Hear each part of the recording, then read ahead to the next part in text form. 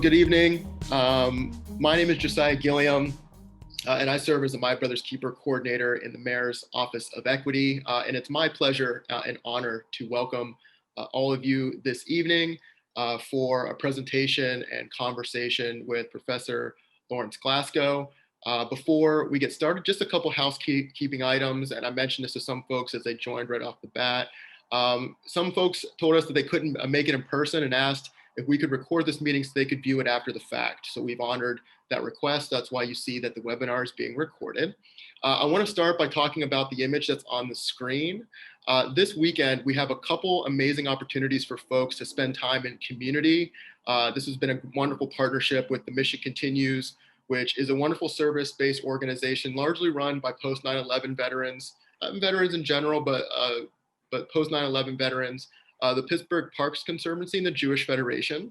We're going to be in Westinghouse Park on Friday and Saturday, and there will be food for folks, DJ, tables where you can learn about some of the organizations that help put it together. But we're also going to spend some time beautifying the park and working on a couple projects using the Mission Continues leadership. If you aren't familiar with the platoons, they take care of everything in terms of logistics. All you have to do is show up. There's no obligation to do any work, but if you'd like to join into the fun, you're more than welcome. On Saturday, we have a couple special guests that we should highlight. Zach Banner from the Steelers will be joining us to talk a little bit about the work that he's passionate about and spend some time with us.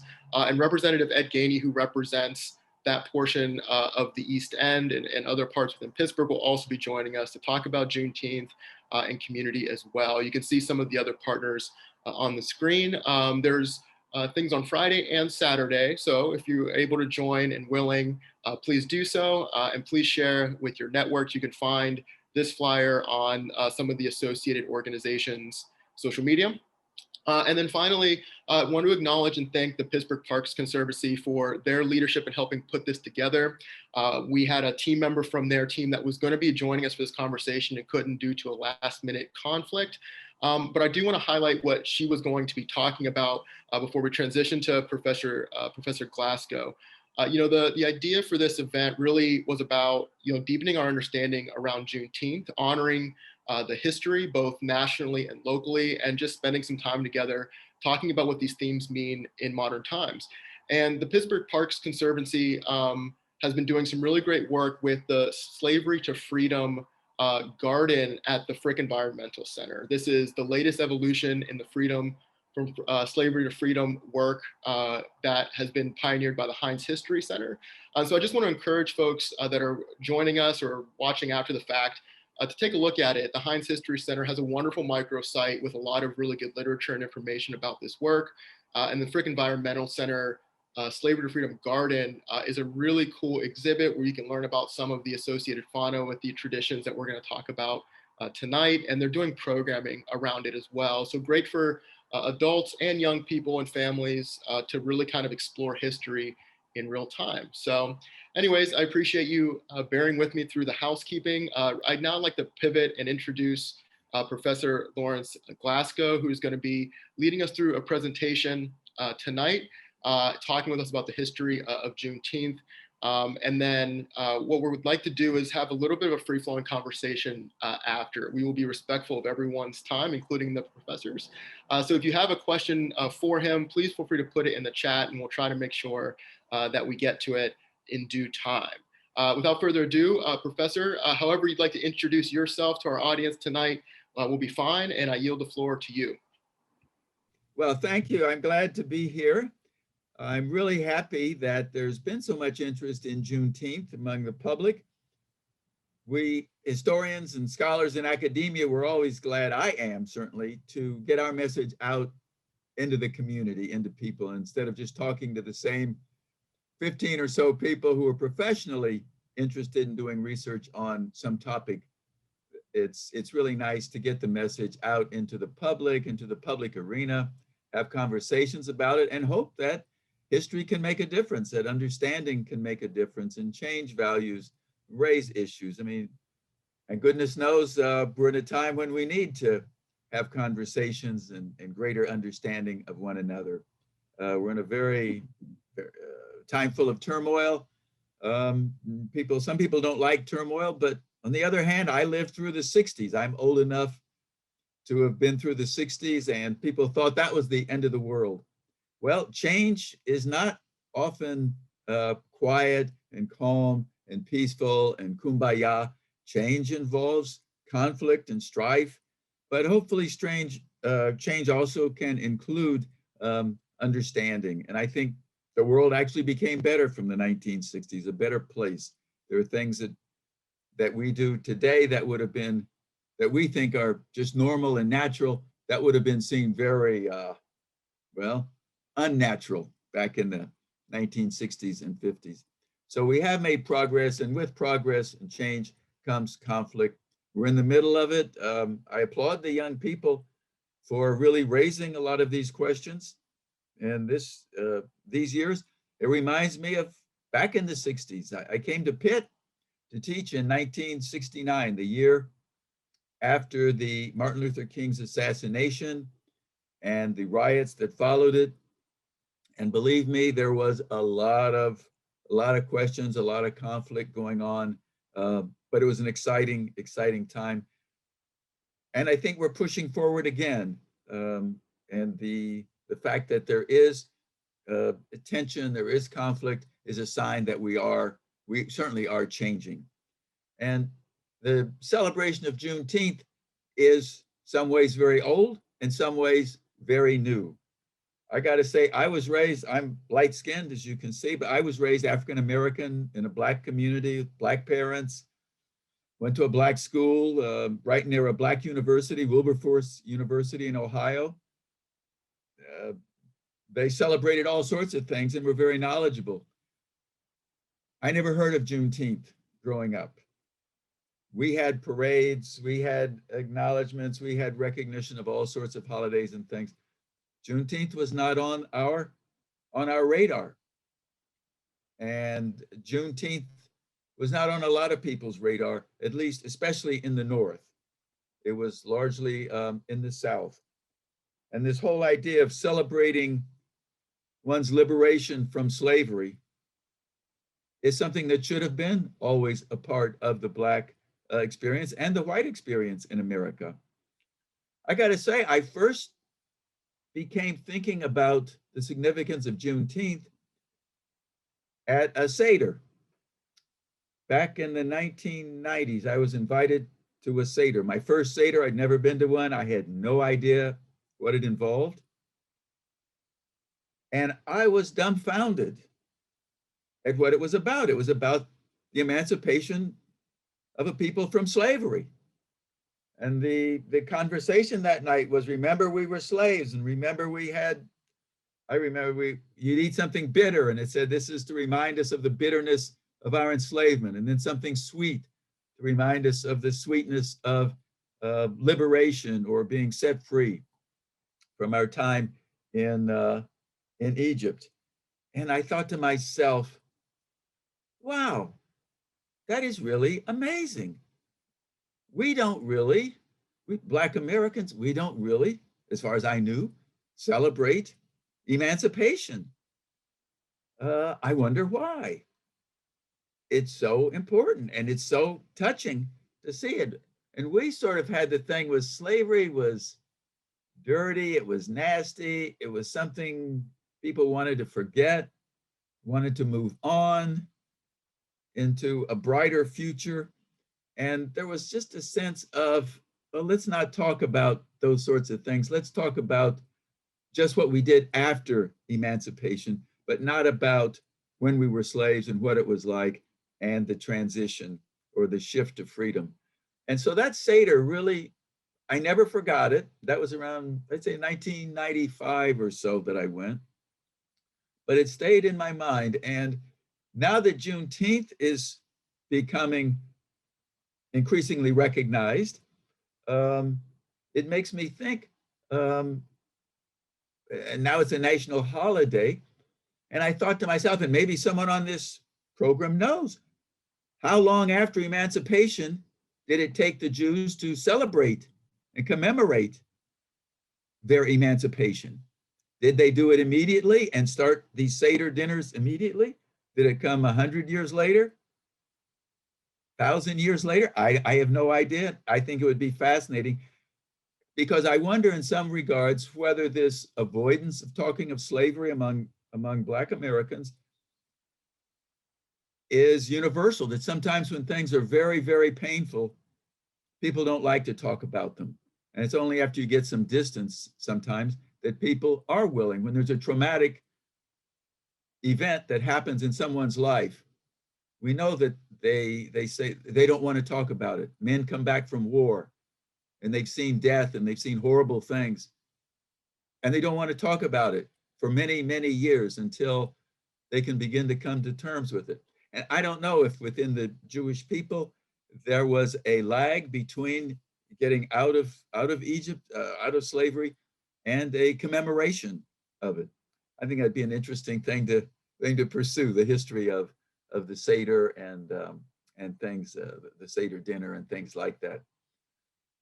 So those were one of my preliminary thoughts. The other one was, people have raised the question, why do we need the celebration of liberty among Blacks when we already have the 4th of July that's coming up just a week or two afterwards?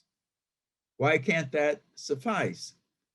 And certainly the ideals as expressed in that the American Revolution, the Declaration of Independence, the idea that all men are created equal, endowed with their creator. We know the drill on that, with certain inalienable rights, like the right to life, liberty, and the pursuit of happiness.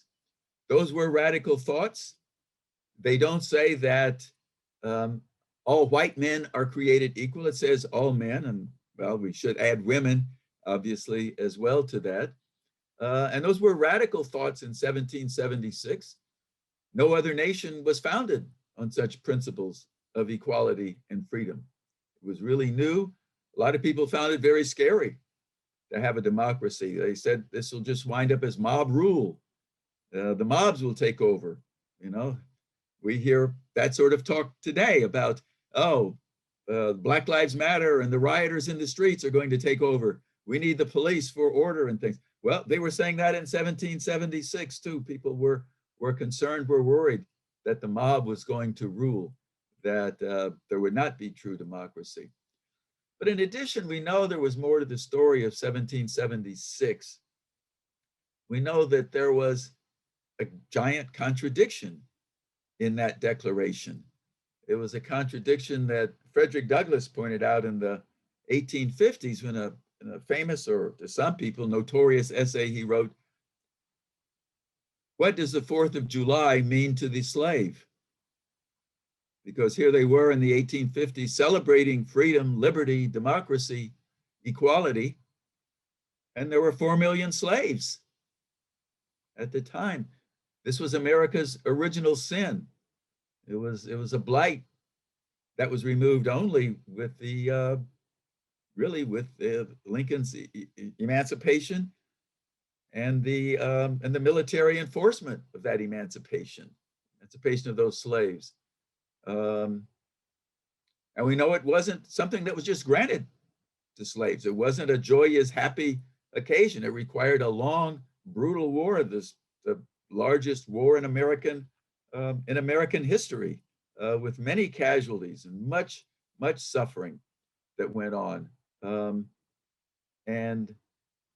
But we also know that it was a brutal war in which men gave their lives, but it linked, in an interesting way, the abolition of slavery with the saving of the Union, that we would not have a United States of America had there not been an emancipation. We would have had 2 states, I guess, Confederate states and whatever the other would be called, the Northern states or something like that. We would not have the United States of America because the two are linked. The two were linked. Abraham Lincoln himself said, "A nation cannot stand divided, half slave and half free." So he knew, as if we had slavery, there were enough people who could not stomach it, that this would not be a nation. This would be at best two nations, and who knows, there might have been more splintering of the nation. It also needs to be said that the saving of the Union, as I say, was linked to the emancipation of slaves. So those two went together. And it means that the emancipation was truly an interracial effort. It was one in which whites played a role because they were soldiers. That emancipation issued by Lincoln would have just been a worthless piece of paper if the Army hadn't won to enforce it, if the Northern Army had not won. But the thing that often gets overlooked in this is the role of Black soldiers in that war. That Lincoln's emancipation was not just a benevolent move on his part. As he said, it was a just and fitting measure of war, because the North had been at war with the South for over 2 years, and they weren't winning. And the generals told Lincoln, "We cannot win. We will not win unless we get the help of those 4 million slaves in the South to defect from the plantations and join the Union forces." And so Lincoln's emancipation was really a measure of war. He issued it in January of 1863. Soon as it thawed in the spring, he had his generals going down the Mississippi River, recruiting Black slaves to join the Union forces. And he and his generals knew, like they said, those slaves are not going to join us unless they get their freedom. Because what the heck, they're going to die for the Union and then be sent back into slavery. You know, everybody knew that's a no-brainer, a no-starter. And so with the Emancipation Proclamation in their hands, telling these people, Blacks enthusiastically deserted the plantations, joined the war effort, and that was the real turning point in the war. We talk a lot in Pennsylvania about Gettysburg, which was fought in that summer of 1863, that same year. And Gettysburg is portrayed as the turning point. But Gettysburg was not. It was a turning point in that the South knew that they could not invade the North. They could not bring the battle to the North. So it was a turning point in that way. That was the last time the South came north. But it did not mean that the North could invade the South, that they could take Richmond, which was the capital of the Confederacy. I mean, they fought Richmond up one side and down the other. They could not take it, and they would not have taken it without Black troops. Those Black troops, as I say, deserted the plantations, took on uniforms. They had no training. They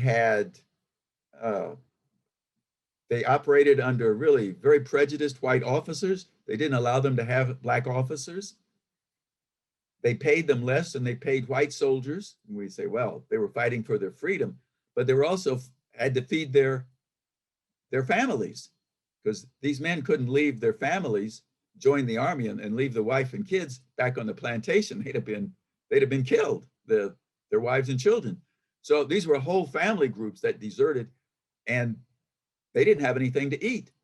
And so it was a huge burden on Black soldiers with these low salaries. I mean, I don't know why the Union Army would do something like that, but they did. But nonetheless, the Black soldiers fought, and they fought with bravery and courage.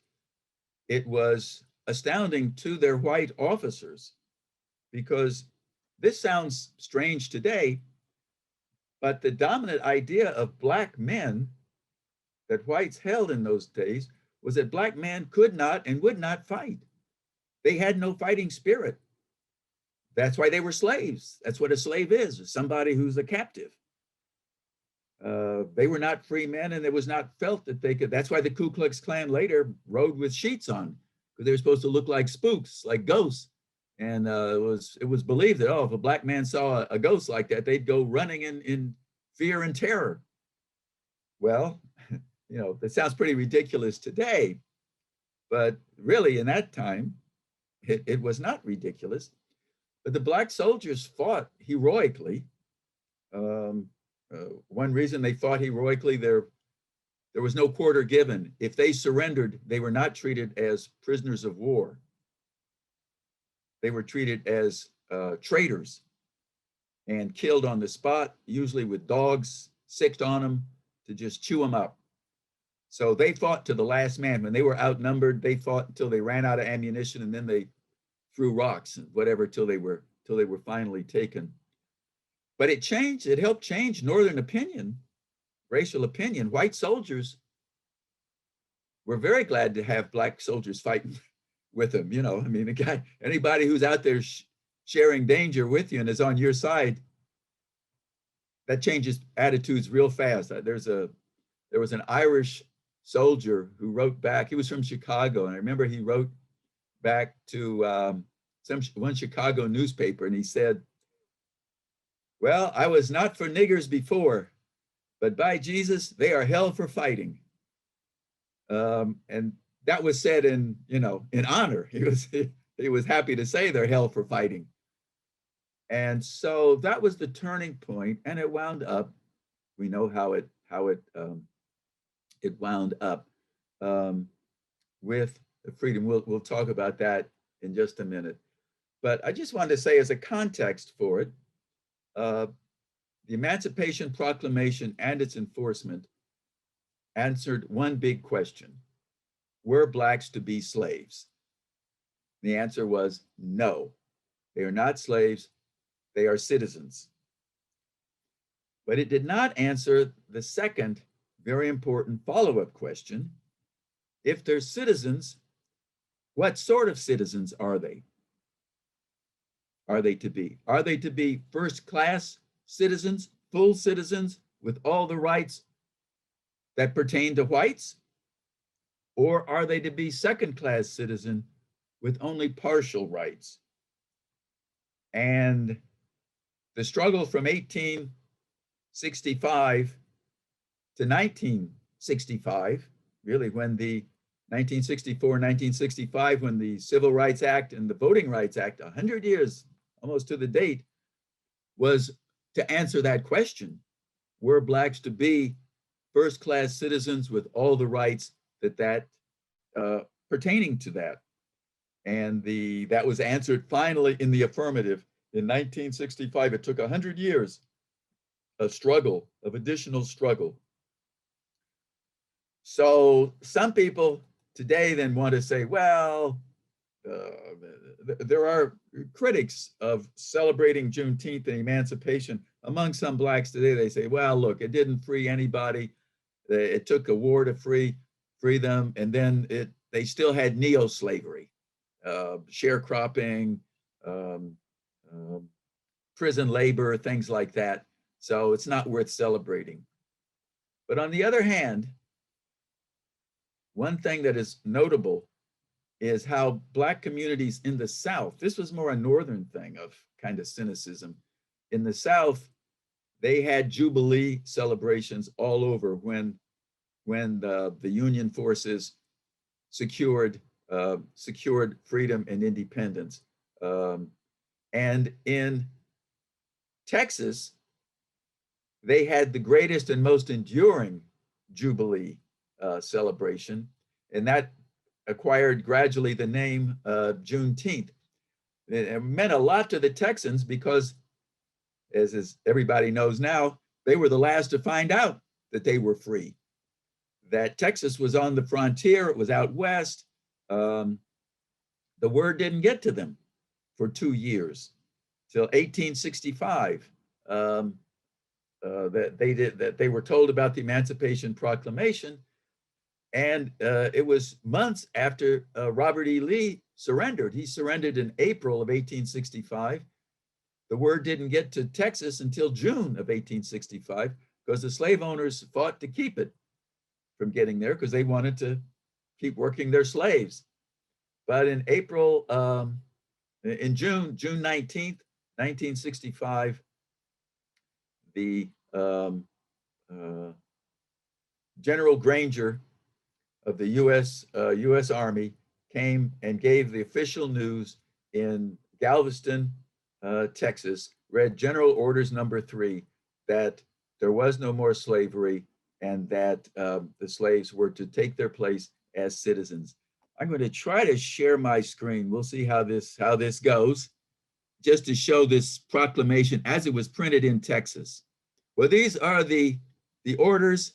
Major General Commanding Official, Headquarters, District of Texas, Galveston, Texas, June 19, 1865. This is as they appeared in the newspapers. General Orders Number 3, the people are informed that in accordance with the proclamation from the Executive of the United States, all slaves are free. This involves an absolute equality of personal rights and rights of property between former masters and slaves, and the connection heretofore existing between them becomes that between employer and hired labor. The freedmen are advised to remain at their present homes and work for wages. They are informed that they will not be allowed to collect at military posts, and they will not be supported in idleness, either there or elsewhere. By order of Major General Granger and signed by F.W. Emory. A historic document. The reports are that people broke down and they cried, they sang, they danced, they celebrated. It was a great occasion. This is a picture taken sometime about a few years after it, of how Blacks in, this is in Houston, Texas, we're continuing the celebrations every year. They would have parades with decorated floats like this. You can see the flowers festooning the wheels of this wagon. The women in it all dressed up in their finery. And there'd usually be a picnic. There'd be some marches, some speeches, some talk of what it meant to be free and how they needed to guard their freedom. Such celebrations went on. This is between 1895 and 1905. So this is from 1865 up until that time. It was still going on there, and it continued. And Texas and the West were the areas that most celebrated it. And as best can be told, it's because it got there so late, they felt really left out, and it meant so much more to them than maybe it did in other places that knew it earlier and didn't feel left out. But they certainly continued their celebrations. The thing about in Texas, after the Emancipation happened, as I say, they had what they called it Emancipation Day until it finally became known as Juneteenth Day. But people were aware. Outside of Houston, there was, in effect, neo-slavery. I mean, Blacks were still working the cotton plantations there under conditions not all that different, unfortunately, as sharecroppers from slaves. It was a modified version of slavery, but people knew it was not slavery. It was something else, and they knew they had an opportunity to fight and expand their conditions and improve their conditions. So by the early 1900s, the Juneteenth celebrations spread outward from Texas to Oklahoma to Arkansas and parts of Louisiana that really captivated the spirit of Black Americans in those states. They continued celebrating them pretty much in the same way until in the 1930s, there was a major uptick in the celebrations. It's not quite clear what set it off, but a Dallas educator and businessman named Antonio Maceo Smith. And that name, Antonio Maceo, anybody heard that name? I suspect maybe some have, but Antonio Maceo was the great African-American liberator of Cuba.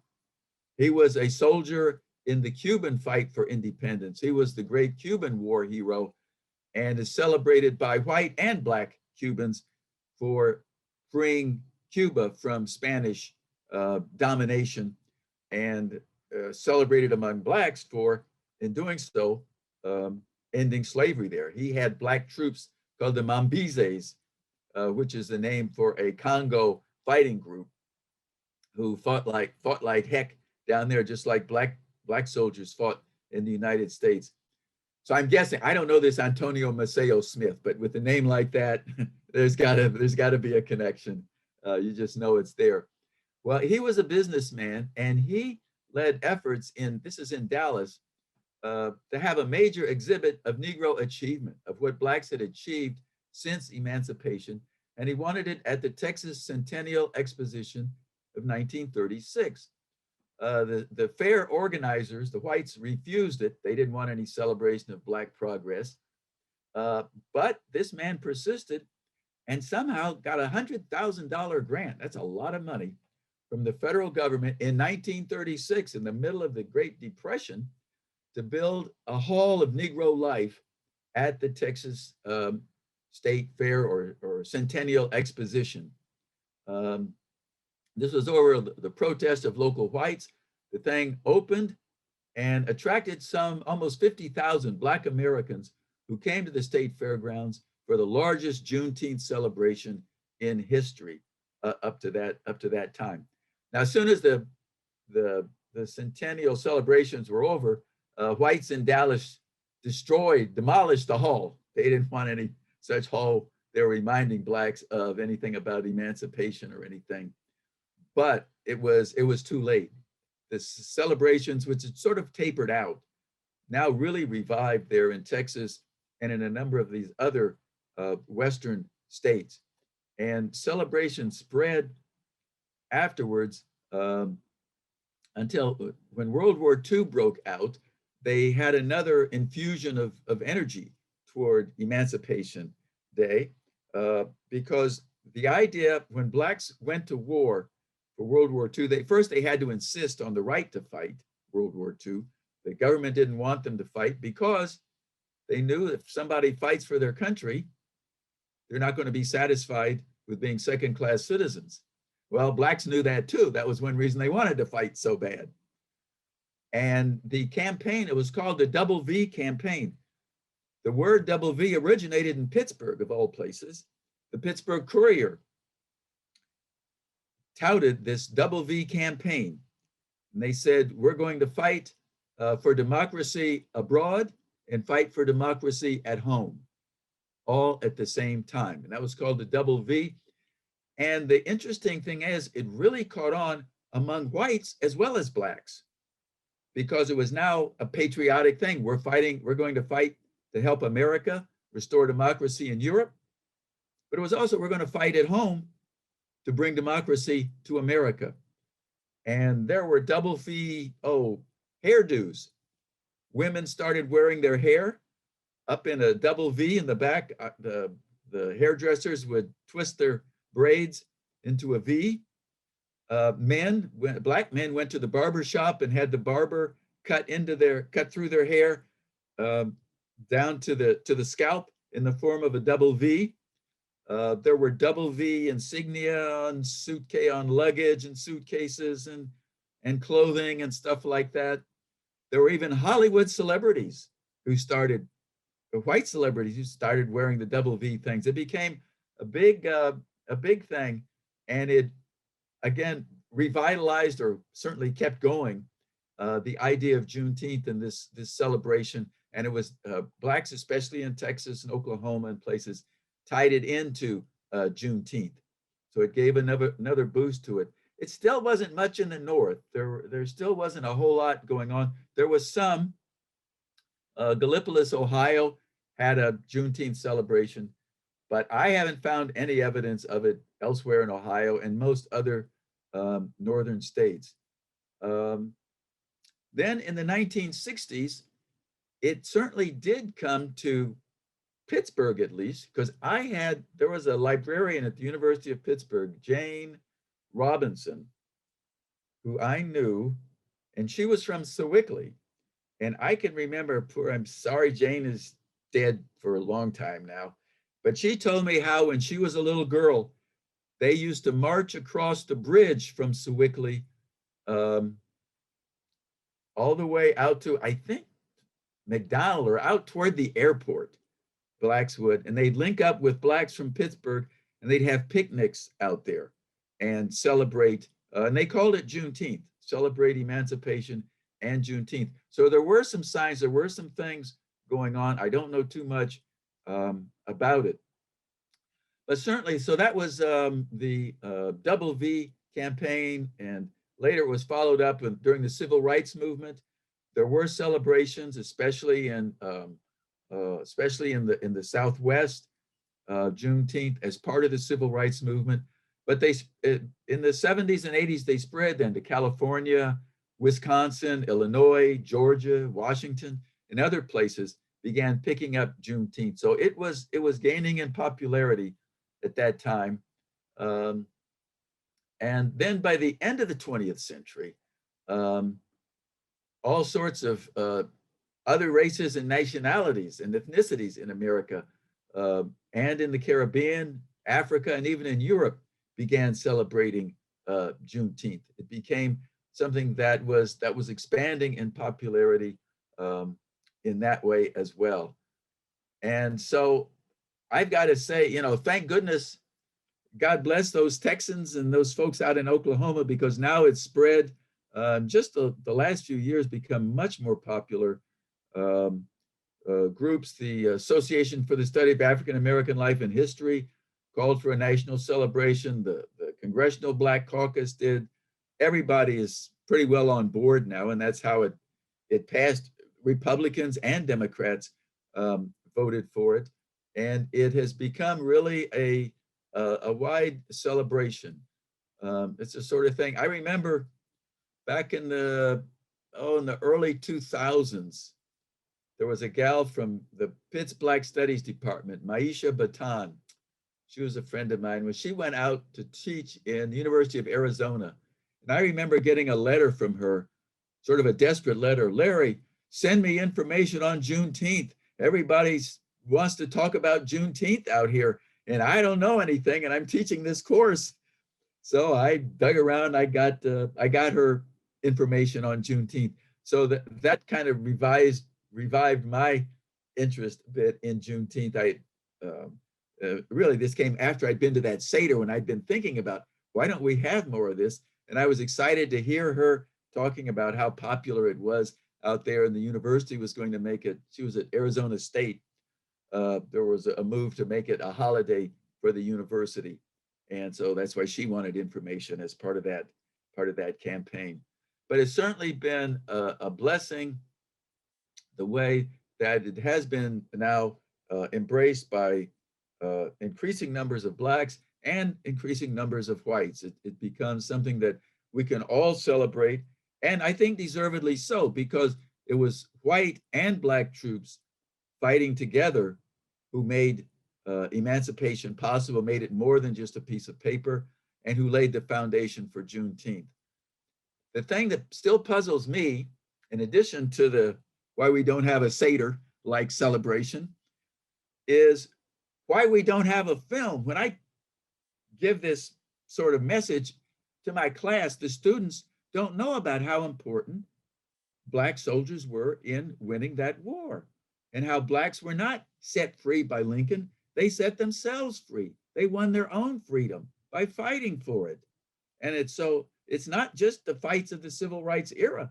The big battles were way back in the 1860s, and they are just dumbfounded when I tell them that. So I wonder, where is Spike Lee when we need him to make a movie about these black soldiers and what they did in the Civil War? And so I say to any of my students, and I say to anyone on this call, please get out and make a movie, spread the word, and have more of these sorts of Zoom things. This is my 4th Zoom presentation this spring. Not getting my other work done, but I enjoy it anyway, and I'm very happy to do it. And I got one more. My last one is going to be on July the 1st, which is my birthday. So I'm giving up my birthday for a Juneteenth celebration happily. So I want to thank people who have tuned in.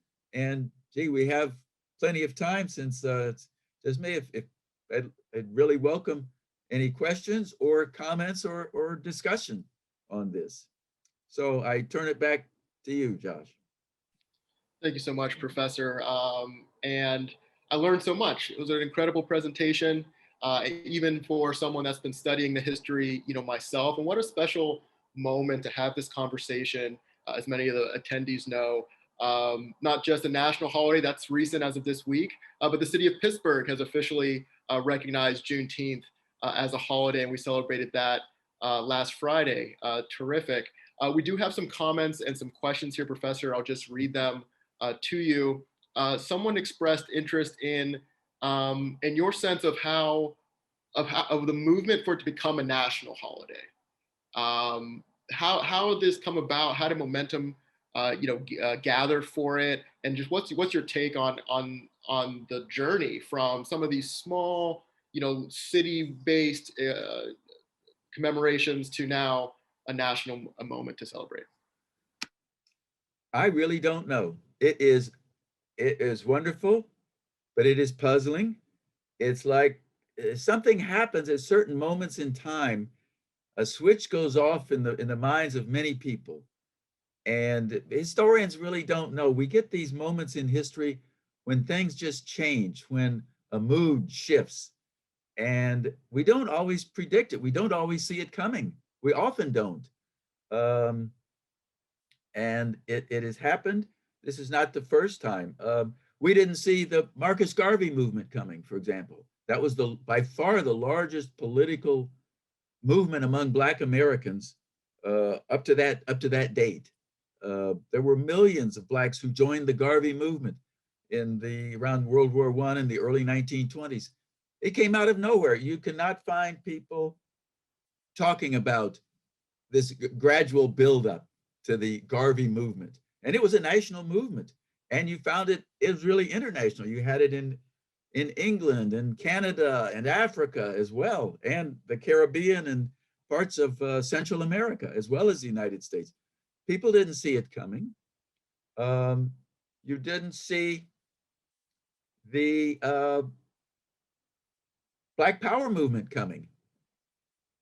I can remember I was a graduate student in Buffalo. This was I went there in 1962. I think around 1964, there was a poster up that Amiri Baraka, who was the leading Black poet and playwright, very militant fellow, was coming to give a talk in Buffalo. It was being sponsored by something like the Socialist Workers League of Buffalo, something like that. And I said, oh boy, okay, this is going to be, a lot of commies and stuff like that. And it'll be interesting. I'd like to hear what Baraka has to say. So I went there, and this was in the time, this is 64, 63 maybe. The civil rights movement was still had been no riots. It was all a very kumbaya time with civil rights, Black and white unite and fight and things like that. And Baraka, well, he called himself Leroy Jones at that time. That's right. It wasn't yet Baraka. He was still Leroy Jones. And he said, well, everybody's really on board with the civil rights movement. But he said, I've got to tell you, there are brothers in the streets of Newark right now, and he was from Newark, who are ready to slit the throat of the first white man they come across. It was like, whoa, he said that? Can that be?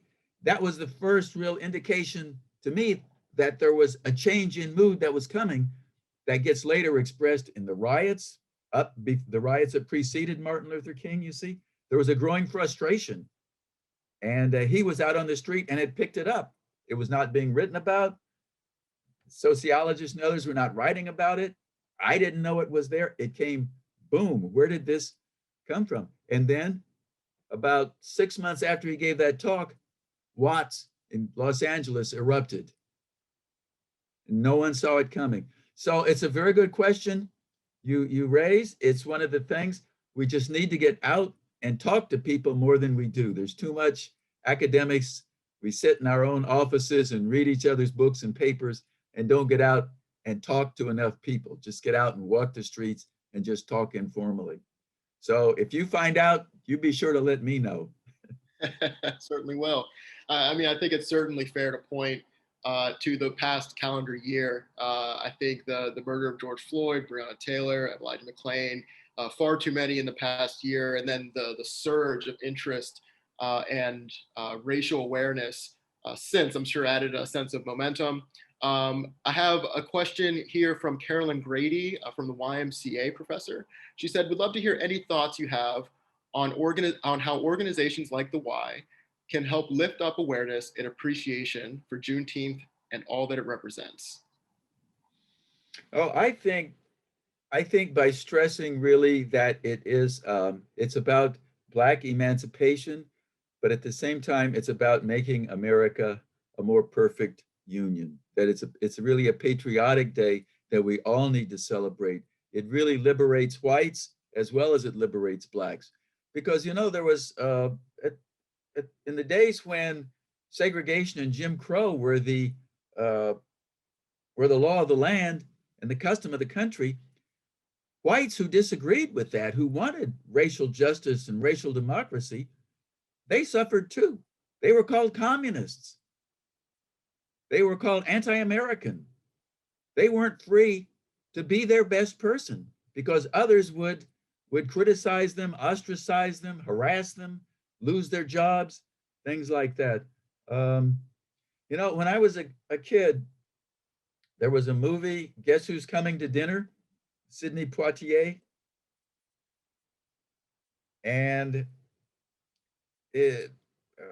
Spencer Tracy's daughter. Spencer Tracy was a liberal lawyer out in San Francisco. And his daughter met, who's the guy from the West Indian fellow, the actor, Sidney Poitier. She met Poitier and they sort of fell in love, and she was having him over to dinner. So she told her father, well, guess who's coming to dinner? That nice fellow I met. And Spencer Tracy says, oh, I don't think that's such a good idea. She says, Daddy, I thought you were so liberal, and here you're following this attitude. How can you?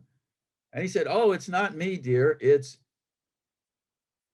the neighbors and my clients to my law firm will assume that we're communist if we have a Black man to dinner, and I will lose my business. Now, I brought that up to my class, and it shows you how times change. They didn't remember that scene. A number of them had seen the movie. So I went to Blockbusters, rented the movie, previewed it, and that scene is not in there. That scene has been excised. I know it's there. There's no way I could make this up. But that whole thing about they'll think I'm a communist has been taken out. I'm not sure why. I have some ideas.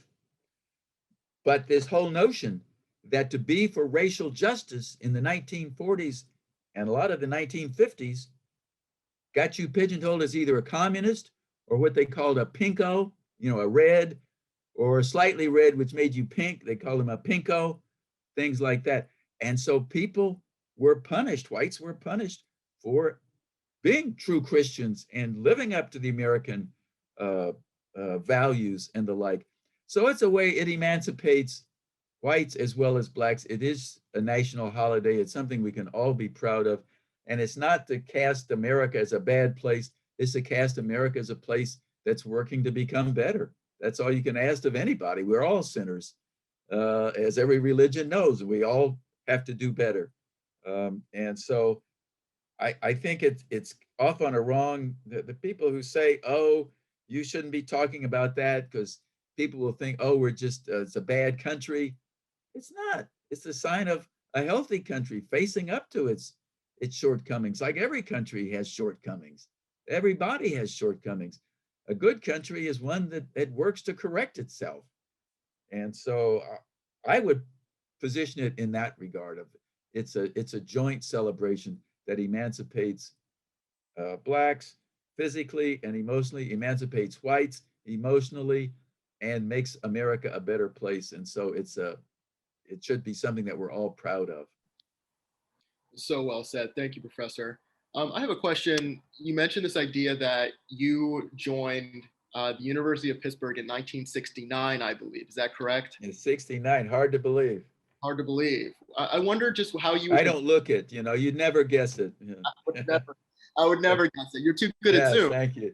Thank you. So I wonder if you could contrast or compare, that era with what you've seen in the past calendar year. You mentioned this idea that change is often volatile, and that it's not just peaceful kumbaya. I remember talking with some elders when I worked at the Home of Children's Village who remember those days, who were kids during that time, and they remember the riots that rocked this region. They remember martial law in Homewood. They remember armed troops on the tops of buildings and things like that. A curfew for them, and I was astonished, just listening to them talk about these memories. And I wonder how, what your memories are from that time and how it compares to the past calendar year from your perspective. Oh, I think there's a big similarity and also big differences. Um, the uh, uh, the similarities are the protests, the amount of protests. Blacks were protesting racial injustice. Whites, especially young whites, were protesting the Vietnam War. So there were two large strains of protest. They sort of came together. A lot of whites joined with blacks in protesting both, and a lot of blacks joined whites in protesting the war in Vietnam as well. So you certainly had the protests then, like you do now. They were very extensive and very intense, and they were also interracial. Like I say, the students, the white students, SDS, Students for Democratic Society, were big supporters of the civil rights movement and the Black Power movement and the like. Um, Young whites went south and risked their lives in the voting rights, securing voting rights for blacks. And I went to school with the brother of Schwerner, Mickey Schwerner, who was killed down in Mississippi. So there was a lot of activity on both black sides and whites. But one big difference I've noticed is that a lot of the protests on the white side in those years was more concentrated among in liberal areas and university students. It wasn't so much among blue collar and rural whites. One of the really astounding things of the George Floyd protests was, I have a map. I couldn't locate it right now to show. But when you do a map of where there were protests of the George Floyd murder by the police there in Minneapolis, it is all over America, rural areas as well as cities. It was not mainly a university-oriented sort of protest or a big liberal city thing, which is what it tended to be more in the cities. These were lots of small towns and rural areas. I don't know of anybody who's gone to these small towns and written it up. I mean, you look at this map and you say, oh my God, look at this. Punxsutawney, Pennsylvania, Carlisle, Pennsylvania, small town, central Pennsylvania, small town, Iowa, Indiana, Colorado, Montana. So this idea of racial democracy and racial fairness and racial justice seems to have hit to another level, a deeper level than it was even in the 60s. That is, a lot of very ordinary people who were not involved, their parents were not involved, or grandparents back in the 60s are getting involved. So I think this message of democracy, of racial justice, has spread much further now than it had before. Obviously, it hasn't conquered the country. It's not 100% by a long shot, but it's growing, and it makes one optimistic for the future, really. Okay. Well, we've been going for about an hour. Obviously, there's a lot more we could talk about, but I want to honor that final sentiment that you mentioned, that it leads one to feel optimistic. I wonder if you just have any final encouragements for us that are with you here in the moment, or might be watching after the fact, and just what might be on your mind as we close. Well, I just think we're on the right path. We're still in perilous times, very polarized, but polarization comes from conflict, comes from change. And so I don't see that as necessarily a bad sign. Um, uh, the fight goes on. The fight has gone on for a long time. These are not something that it's not a destination. It seems like it's always a journey. And it's like democracy is not a destination.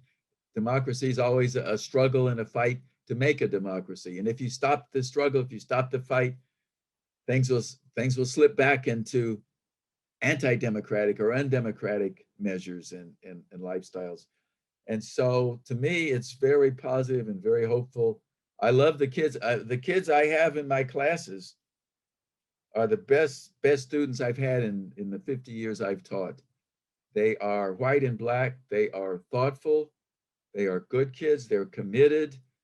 They're on the right side of things. They're well read. They're very well. I don't know about read, but they're very knowledgeable. I think they get a lot of it off their cell phones and their social pages, which I don't read. I really haven't gotten into that world. But they know what's going on in ways that are very encouraging. So I think there's a lot of hope for the young people, for the next for the generation, that we're going in the right direction. Well, that's a wonderful note to end on. Professor Glasgow, thank you so very much for your time and expertise. We very much appreciate it. And thank you to all the rest of our attendees tonight for staying with us, and for your questions and prompts, and for chatting with us along the And way. ask if anybody knows when they started celebrating Seder and Emancipation in Judaism. Yes, actually, we did have a couple of comments on that, Professor. Sandy Rosen said that Passover has been celebrated since at least the 5th century BCE, associated with the tradition of Moses leading the Israelites out of Egypt, according to the World Century. History Encyclopedia. Okay. And then Dylan points out that it's in the Torah. It's one of the holidays described within the Torah. So in theory, there's been a celebration, for quite some time, as it were. So those are the preliminary Okay. thoughts we have so far. Good. All right. So I learned something too. All right. The Torah, 5th century BC. Thank you. Thank you all so much for sticking with us. Please stay very safe and very well, and we'll see you next time.